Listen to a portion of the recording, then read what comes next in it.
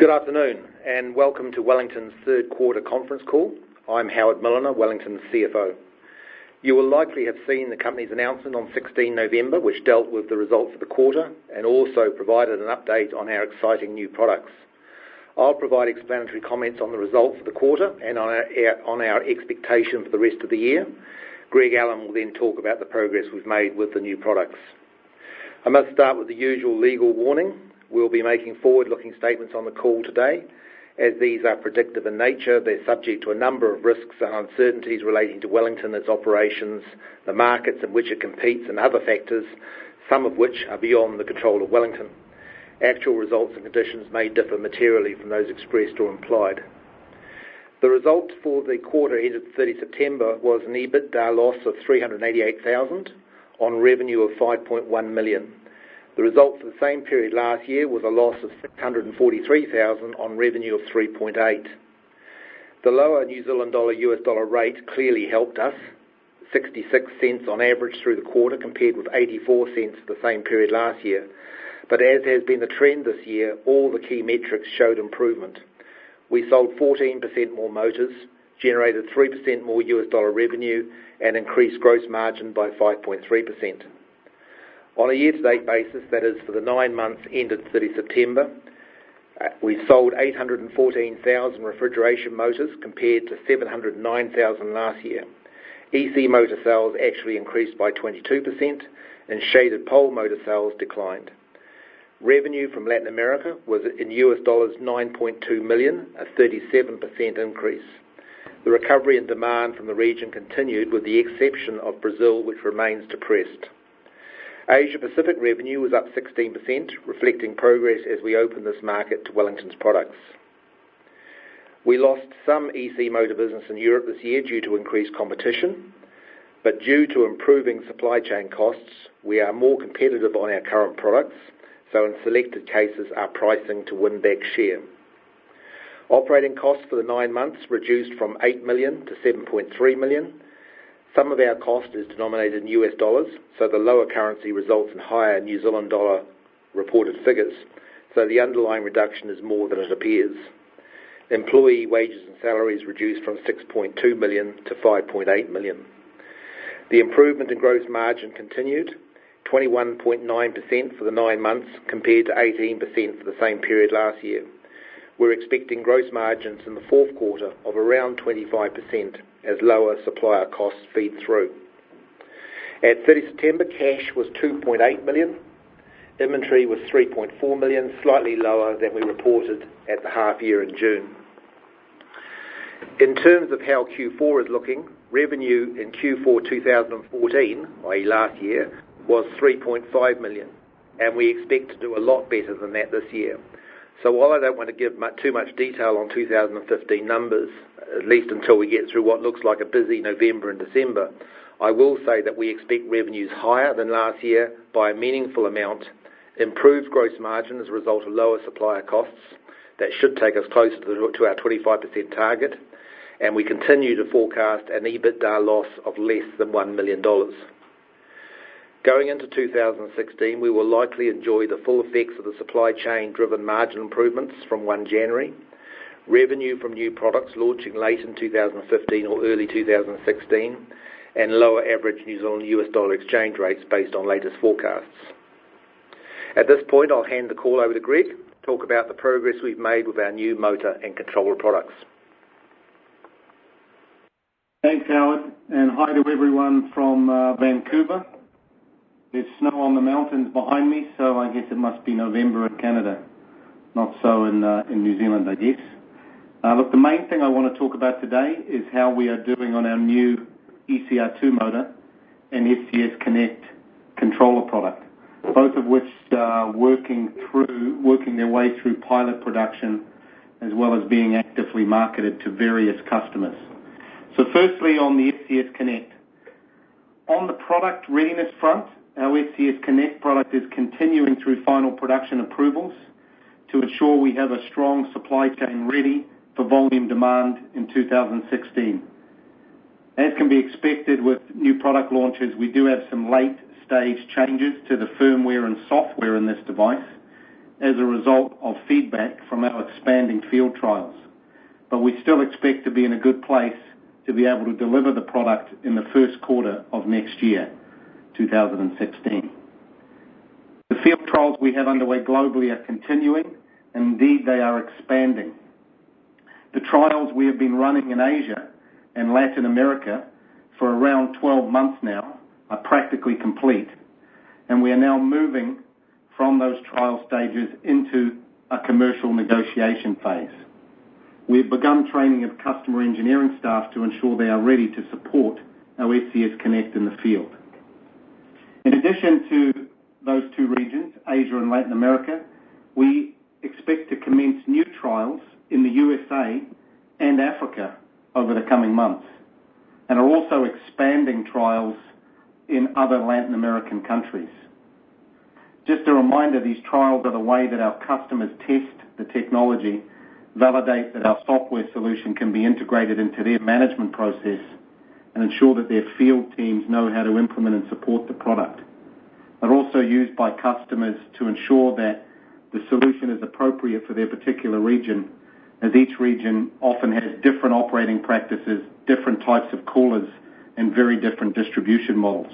So they're very important as a precursor to actually moving into a buying phase.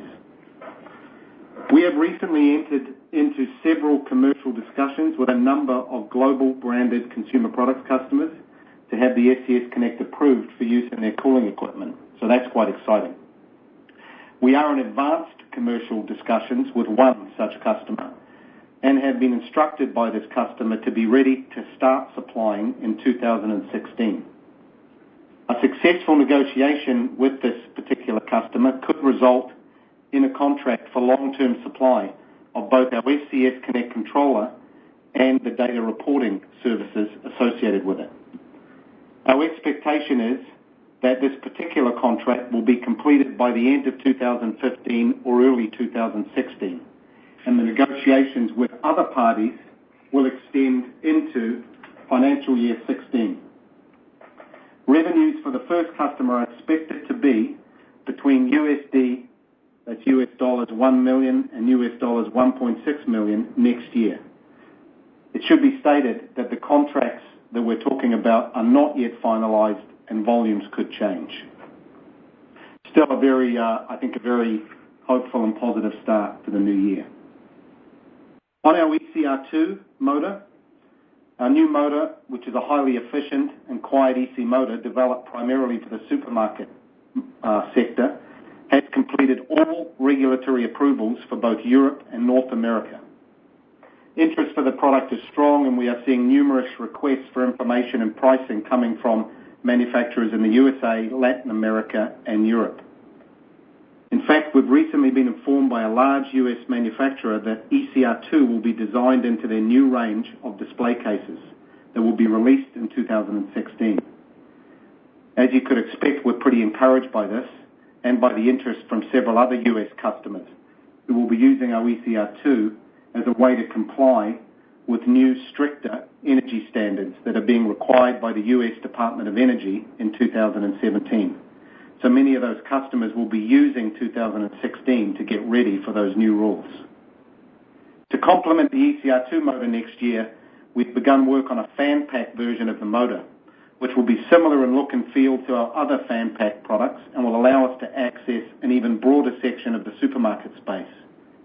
As a reminder, a fan pack is essentially the same motor, so an ECR2, so not a complete redesign, with an integrated fan and bracket system so customers can more easily insert it into several different types of coolers.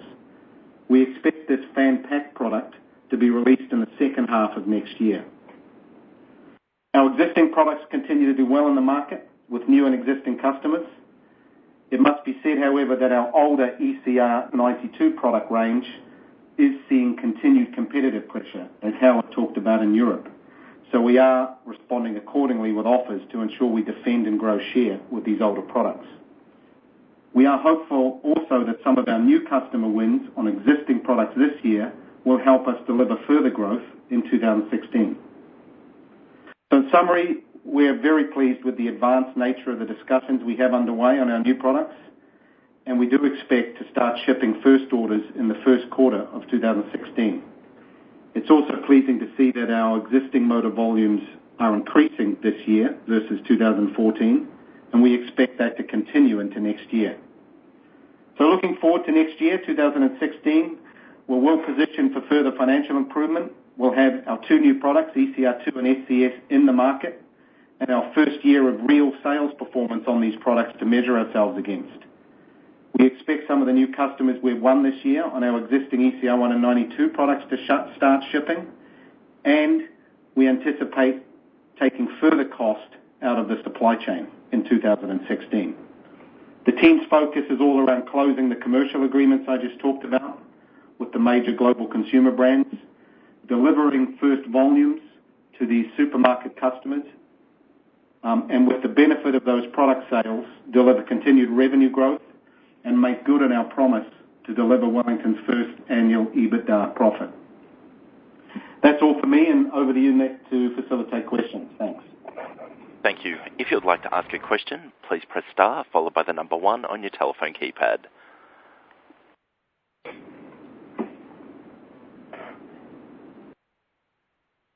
Just as a reminder, if you would like to ask a question, please press star 1. Your first question comes to the line of Roger Armstrong, who's a private investor. Please go ahead. Hi, Greg. Hey, Roger. A few questions. I don't know how many other people are queuing behind me. Probably not many. First of all, your motor supplied increased by 14%, and your revenue in US dollars was 2.5%. Is that indicative of the deals you're having to do on the old motors, or is that some of that to do with the mix and selling some cheaper products somewhere? It's a bit of both, Roger. The deals we're having to do on the legacy products are more focused in Europe. So, I think you're seeing some of that reflected in those numbers. We're also seeing, I would say a significant part of that volume growth come from customers in Latin America that aren't necessarily our higher priced customers. So that's the mix issue coming in as well. So, it's both. Right. Okay. And so it's not sort of standard motors being sold into China or anything like that you've got from us? No. Actually, to be honest, the China pricing we're seeing, without wanting to give too much away on the call, is actually quite robust. With the customers we're winning in China are predominantly supermarket customers. The bottle cooler industry in China hasn't really moved to EC motors yet, but the supermarket cabinet manufacturers have, and we're seeing pretty decent pricing in Asia generally. Right. And in your release, I think you said you expected to get the EC2 approved in America by the end of November. Has that all gone to plan? Yeah, that's closed actually. We were looking for our UL approval, which allows us to sell it in the US. When we made the release a few weeks ago, there was, we were scrambling to get it done, and we just in the last week or so got all the certificates through. So that's closed. So it's good news. We can now sell with UL and with VDE in Europe. So when you referred to Q1 seeing some sales next year from your new products, was that the ECR2, the controller, or both? We would expect sales of both in the first quarter, Roger. Right. So if you do a deal on the controller, will that be an announceable deal? Will we know as shareholders? Many of the field trials we're working on globally, as I said in my comments, are turning into more commercial discussions on how those customers will now adopt the controller. So I would say all the conversations we're having right now, if we close them, and some of the commercial and contractual discussions we're having are quite gnarly. I mean, there's, as you would expect, these are big global players, so we're still working through some of those issues. But, once we close them and we're satisfied that they are done deals, I would expect we'd be announcing something to the market. Okay. And you talked about somewhere in your release some new energy standards in the US may help your new motor. Do the old motors satisfy those those standards, and how many motors are there out there in the market that you're competing with that currently satisfy those standards? The standards are actually, it'd take me a while to walk through the detail with you, but the standards are actually a lot more aggressive than they have been. So what's happening with those manufacturers in the US is they're having to upgrade the motor, but they're also having to look at their lighting, if they've still got incandescent lighting, to move to LED lighting. They're having to sometimes move from mechanical thermostats to electronic thermostats, which could help our SCS Connect device. Obviously, our SCS Connect, our controller, is a more sophisticated device than just a basic thermostat. So the customers are looking at all the different technologies, including the refrigerant they use in the system, to try and meet this standard. Our older products, our ECR1 in particular, also allows customers to meet the standard, but our ECR2 motor has been developed to be a lot quieter than our ECR1, which is hitting the sweet spot for the supermarket customers. So in many cases, it's the supermarket customers who are having to do the most work to bring their cabinets up to speed. So it's not just the efficiency of the motor, it's the other features that were built into ECR2, like the noise performance that's meaning they're selecting that over ECR1. Will these standards cause it to be a retrofit market, or does it just apply to new cabinets manufactured? It's new build and also retrofit. I believe that depending on what sub-segment of the market you're in, there's a period of time that the DOE is giving manufacturers to replace, so they don't have to do it all straight away. They have a number of years to do that retrofit. Right. Okay. In terms of who we're competing against and what other people are in the market with these kind of products, I mean, our new motor has some features in it that, as far as we know, is not being matched at the moment, particularly around noise. It's the most efficient product in the market, and the way it deals with mains voltage for our customers is quite unique. So we're seeing a lot of interest based on this motor being something quite special. Doesn't mean that it can't be copied over time, but we've got an advantage, we think, at least a timing advantage, to get it to market next year. Right. Okay, well, that's all from me. Thank you very much. Well done. Thanks, Roger. Just as a final reminder, if you would like to ask a question, please press star 1. It appears as though that we have no further questions. Okay. Thanks everyone for joining the call today. Thanks for your questions, Roger. And we're really focused to get through the next month. As Howard said, we've got a busy November and December, so things are hotting up as customers start to take product on to make sure they're ready for first quarter. And I look forward to talking to you next, either in our next quarterly update, or hopefully, if we manage to close some of these commercial discussions on SCS Connect, to let you know about those. So looking forward to catching up in the new year. Everyone have a good holiday period. Thank you. That concludes today's conference. Thank you all for your participation. You may all disconnect.